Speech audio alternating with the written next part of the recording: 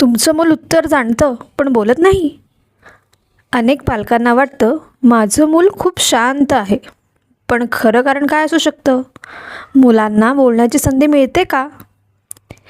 रोज फक्त 10 मिनटं एखाद्या चित्राबद्दल बोलू द्यात, गोष्ट वाचून त्यांचं मत विचारा.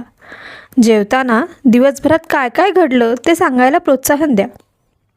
हळूहळू त्यांचा शब्दसंग्रह वाढेल, विचार स्पष्टपणे मांडता येतील आणि सर्वात महत्त्वाचं म्हणजे त्यांचा बोलण्याचा आत्मविश्वास वाढेल. मुलांना सतत बोलायला सांगू नका, त्यांना ऐकून घेण्याचीही सवय लावा, कारण आजचा संवादच उद्याचा आत्मविश्वास घडवतो.